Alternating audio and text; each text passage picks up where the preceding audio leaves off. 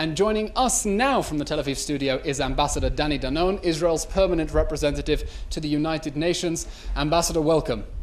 Thank you. Good afternoon. Good to be back in Israel. Welcome back.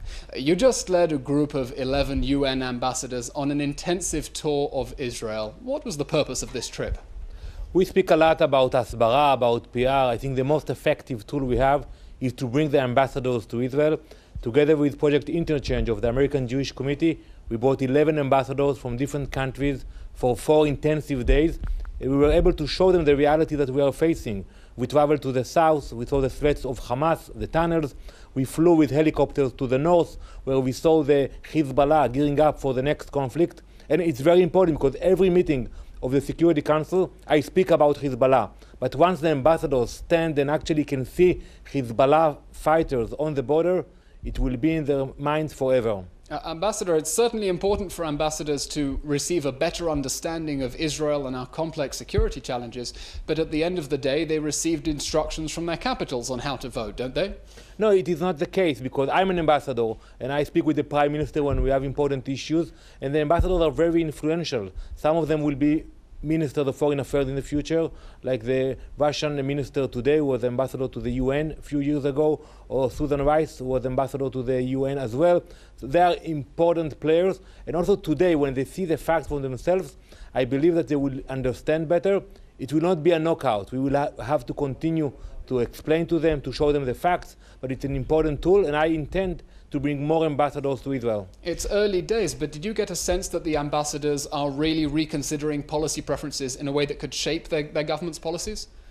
Yes, I think when you look at the small countries, the ambassadors sometimes decide for themselves what will be the policy. And with the majority of the countries, there is a discussion. And I think that the fact that they were here, they saw the reality, they saw the threats, it will support us. It will not mean that they will vote with us every time we want them, but it will definitely support it. Ambassador Danon, the Director General of the Ministry of Strategic Affairs, recently said that Israel is still considered a pariah state by many countries abroad. You've been more positive about Israel's image, along with the Prime Minister, and say it's improving all the time. What is the reality of the situation? The reality is that we have to fight, and we can win. About a month ago, I was elected to chair the 6th committee of the UN, the legal committee of the UN. I will be the first Israeli that will chair a committee in the UN. And it was a fight, and it went to a secret ballot vote. And I got the vote of 109 countries that voted for me to be the chairman of the position of the chair of the legal committee. So it shows that we can win. Not everybody is against us, but yes, it's an ongoing battle. We see the Palestinians lying day in and day out, but we can win, and we shouldn't think that everybody is against us. Ambassador Danon, are you concerned, as some other people are, that after the U.S. election in November, President Obama could support a Security Council resolution that would either condemn Israel for settlement activity or even go far as to try to dictate the terms of a final peace deal? We hear a lot about this scenario. We have to bear in mind that the Secretary General Ban Ki-moon will finish his term by the end of the year. Same with the American president, and the Palestinians will try to push for a resolution at the Security Council. I speak a lot with my colleague Ambassador Samantha Power.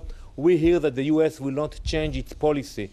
And I want to remind you that in 2011, there was a resolution condemning the building in Judea and Samaria, and Ambassador Susan Rice applied the veto and stood with Israel.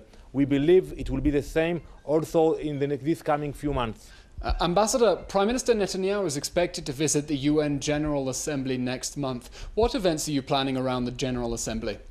First, we are looking forward to hear the Prime Minister's speech. It is a major event, and this year it will not be during the holidays, so it will be prime time for the UN as well.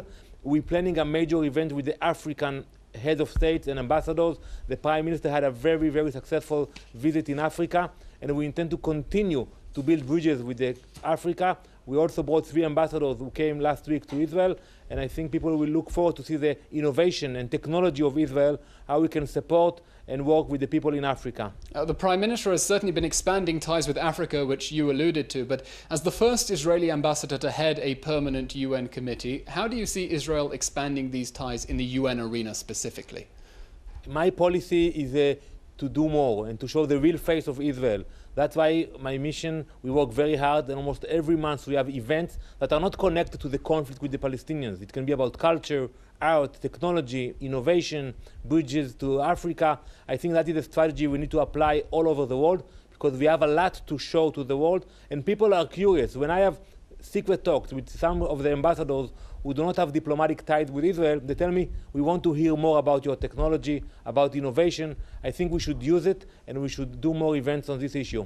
Ambassador, thank you very much for your time and have a safe flight.